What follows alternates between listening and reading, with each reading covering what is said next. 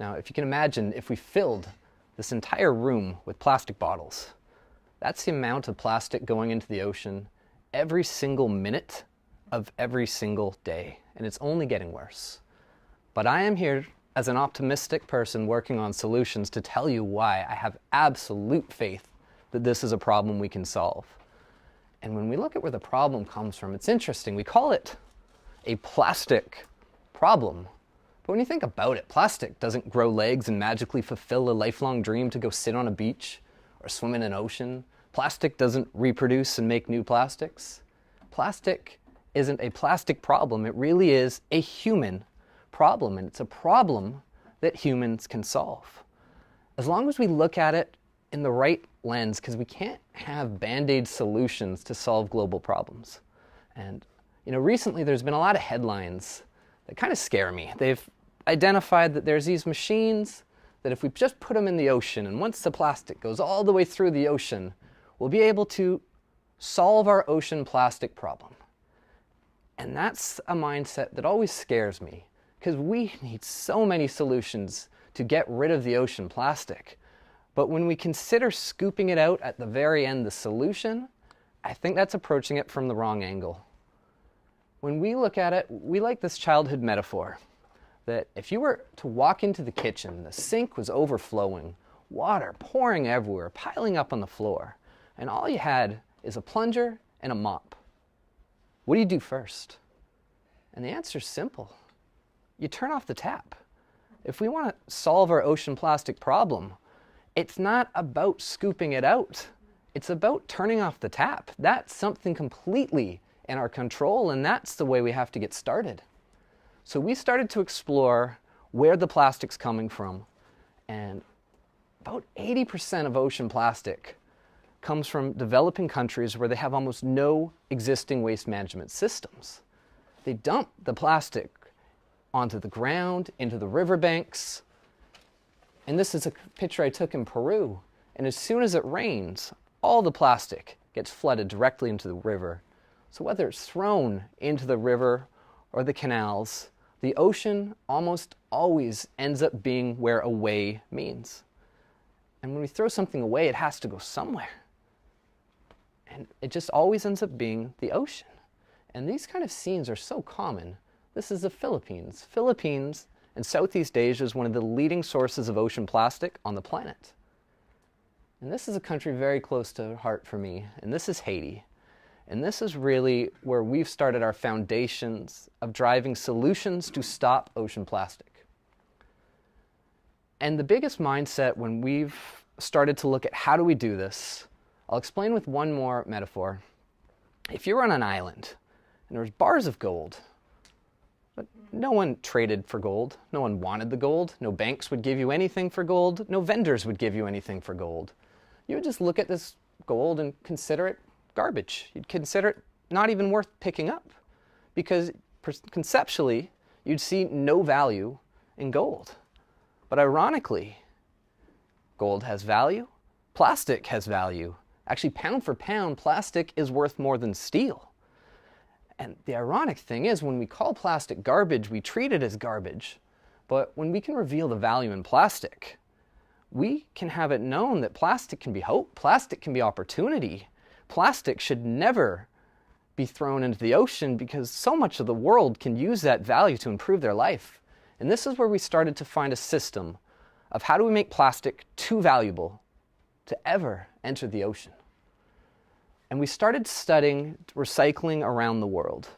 Now, most countries don't have giant recycling trucks, giant recycling facilities. What actually happens is there's a base way of organic recycling, and it's usually a terrible term, but it's often called waste pickers or scavengers. And this is the way most of the world's basic recycling works.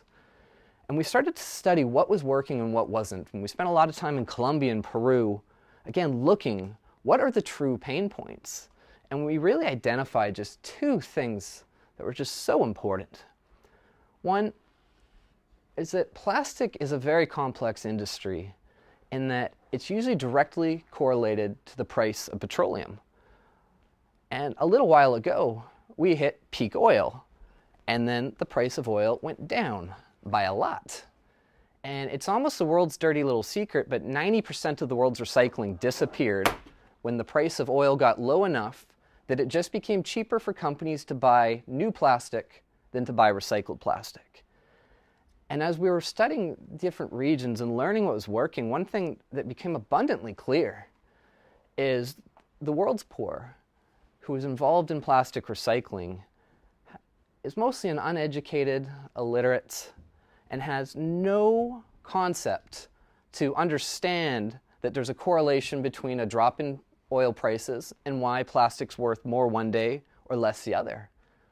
In these cases, it's quite often perceived that if I showed up to a location and got told I'm not buying any plastic or plastic's half the price, it would be treated as a personal insult, that it's just someone trying to diminish me, someone's trying to take advantage of me.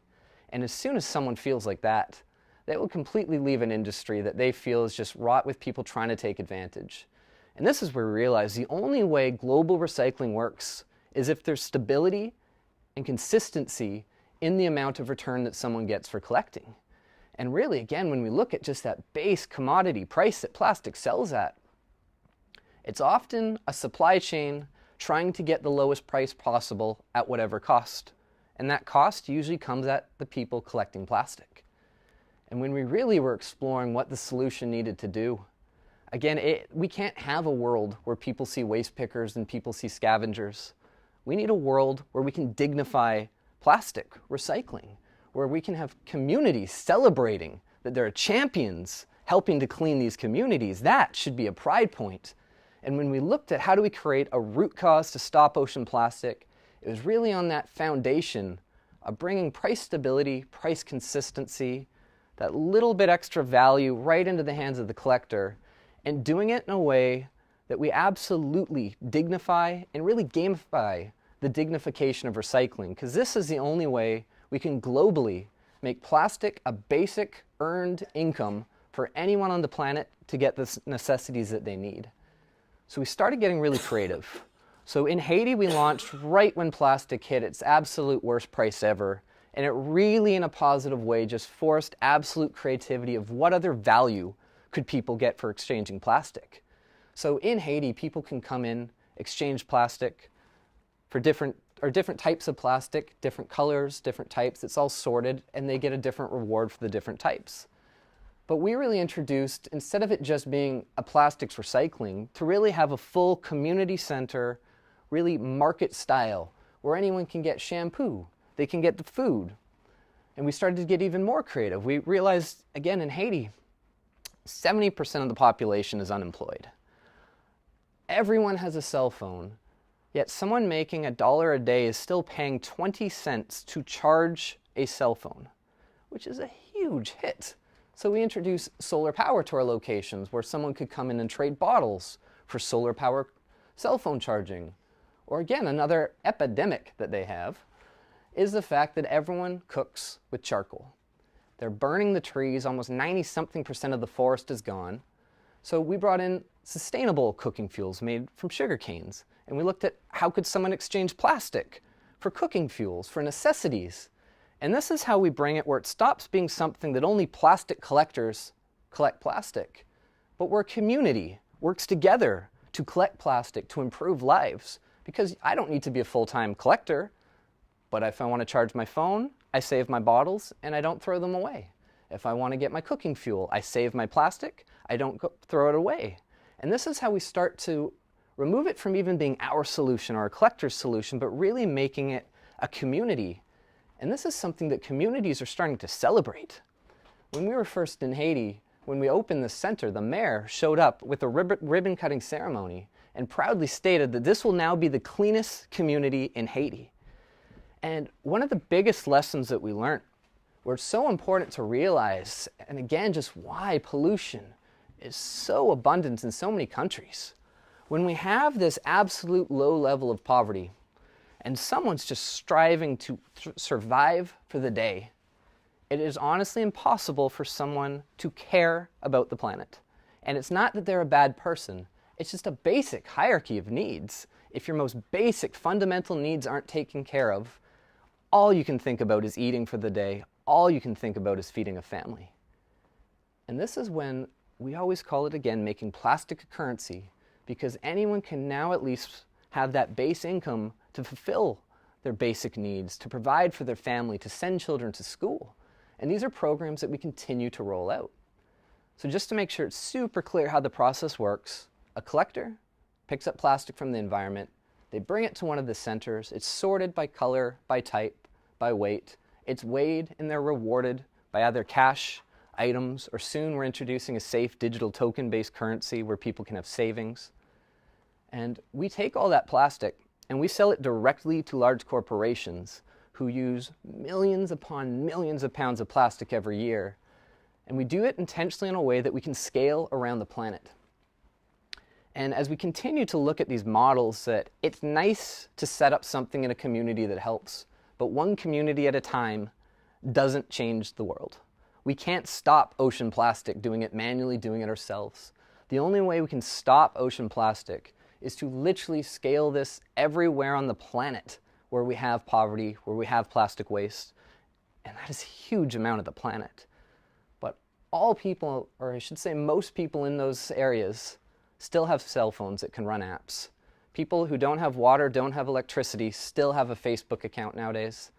And it's an amazing opportunity, more than anything, that instead of needing to set up giant infrastructure, bring in huge facilities, our model works that anyone with a cell phone and a scale can start one of our plastic bank locations. And we start addressing a lot of issues that come with the base of the pyramid. So one, as we make communities more prosperous, and if people know that there's more cash on locations, or people know that someone's coming at a location and will walk away with cash, you start introducing risk and danger. But when we have a digital reward system where we can introduce our own token-based currency, we can have the world's unbankable, who can't qualify for a savings account, store the value that they earn through recycling. And the more people we have using these systems, the more we can have people running shops, people running schools, accept this token-based currency, and even have the ability to safely cash it out whenever it's convenient. But again, with technology into the hands of the world's poor, we can safely not just give the value, but when someone asks, how do I know this impact's happening? If a corporation's buying the plastic, how do I know that people are getting what we're promising? This becomes an app that allows us to completely verify exactly the impact received by the collectors. So we use blockchain and hyperledger technology, which I'm not going to go into the whole tech talk side, but it is really just one of the most trusted ways to instantly approve and record an exchange of value.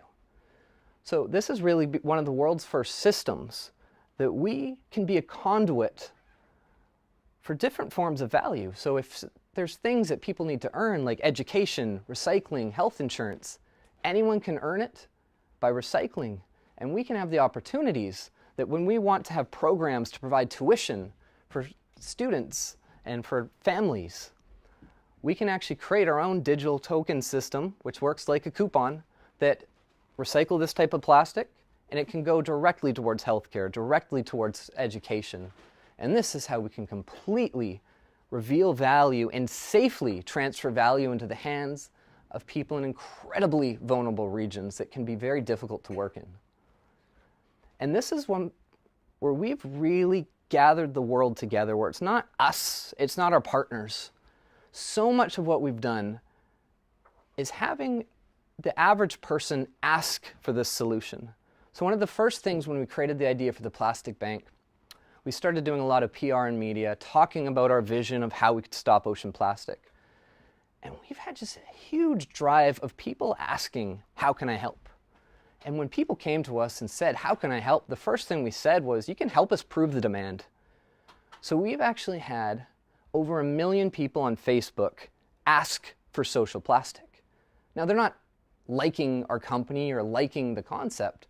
We're asking them to just like our Facebook page to prove the demand for corporations to use social plastic. We then have thousands upon thousands of people tweeting and asking on social media, calling companies out, why aren't you using social plastic? And this may seem like just a small thing, but you got to remember, a single like can turn into a 1,000,000-person movement. And when we can take a movement to some of the world's largest companies, we can say, look, millions of people are asking this. These people are asking you. I think we should set up a meeting because I got a way we can create change.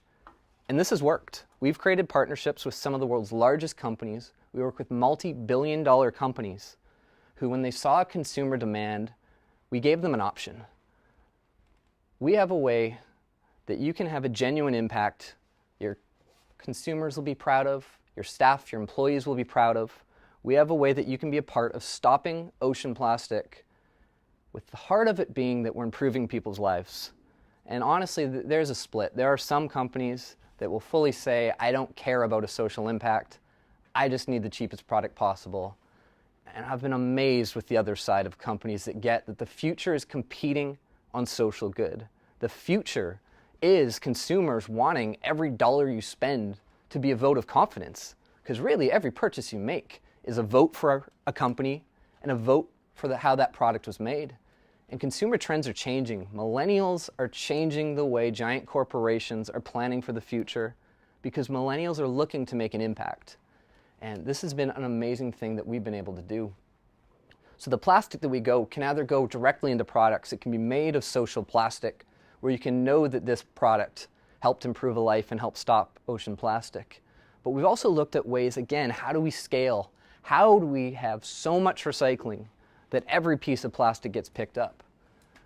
One of the first products that we introduced was what we call an offset model. They had recycled plastic bottles to prevent the water bottles from being used as a reusable driver's water bottle. And every bottle came with the pledge that it would stop 2 kilos of plastic from entering the ocean through our program. So this program stopped over 2 million pounds of plastic from entering the ocean. And this really became the first of an offset pledge where we realized that in addition to using our plastic, companies could become plastic neutral. Products could be plastic neutral, whether it's our plastic or just this product pledge to remove plastic from the environment. And people can even be plastic neutral, where we have programs where someone can offset their own plastic footprint, where companies can offset their plastic footprint. And we continue to look at how can we drive value to scale this around the world. We've just created a partnership with Henkel, where we create a model where it's not just the recycling and the offsets, but we can have these companies behind the entire global expansion. So just last week, we opened Henkel's newest location in Haiti. And again, we continue to expand. How can a community benefit from this? So in addition from buying and committing to the plastic, in addition from just setting up these centers where we can train and empower entrepreneurs to become recyclers, we've started to install solar lighting along with the community centers and seating for the public. So again, this isn't just recycling, this is a community initiative where students who don't have lights at home can do their homework in this community because we now have solar lighting and we now have ways that whatever we're earning or whatever we're offering can be earned through recycling. And this is something that we can now scale globally. And this is something that has been working incredibly well. And just really to bring it home where it's not even about us, it's not about our clients, it's not about the consumers. When we look at some of the stories of how does it impact real people's lives, there's really two examples when the last time I was in Haiti when we're asking just how has recycling benefited your life. The first was just a simple story of when you see someone explain that because I recycle, my daughters go to school. And this is so important because in so many countries, the boys go to school, they handpick who goes, but when we can have that basic income go to a point that a family can afford for every child go to school, that can be life-changing. And really one of the most heartfelt things that really touched me, there was a young man in his 20s, and again, we asked, how has recycling changed your life? And he's just holding back tears, said with the most proud expression ever, now that I recycle, I can afford shoes. And that is something that just absolutely floored me because as much as I'm trying to solve these problems and work on it, I could never understand what that means. I could never even attempt to know. And this really just goes in our eyes to why every community that we empower, we set up local people to run the program. We empower local entrepreneurs. It's not us really doing anything. It's just a program to empower people to create change through recycling, knowing their own culture, their own language, and really just adapting it. And this is how we're scaling everywhere around the world. And, you know, on my final note that I just want to go before we go into our Q&A, one of the biggest reasons that I am just so optimistic about the future of the planet is that we often look at giant corporations as just big evil entities. And, you know, I'm not going to go into who's good, who's bad, whatever. But what I've seen in these giant companies, they are companies with products, but they're also people. And we can work with companies with hundreds of thousands of employees. And really it just takes 5 people in those companies that get together and say, I want to create a change that I'm proud of. So when we get introduced, it's not even a company buying. It's usually a group of 5 people that have gotten together and said, I'd be more proud of my job if we were partnered with you. And it's been amazing to see that those 5 people can completely change the way companies have supply chains, completely change the way they run. And it's just amazing because it really opens that door that anyone who wants to change the world and have purpose for a living, you can create a social enterprise, which is not an easy thing to do. You can join an existing company of good, but we really don't have enough of them on the planet. But what I've found is you can really convert any organization into a force of good. And it just takes a handful of people. And this is really where we scale around the world, by partnering and inspiring people to just become a force of good, and then we just become a conduit for others to do good, and that's really what we're designing. The world's largest conduit to stop ocean plastic, and we welcome any help and any support and any partners to be a part of that piece, and that's how we plan on changing the world. So thank you, and then I think we'll move into question and answer.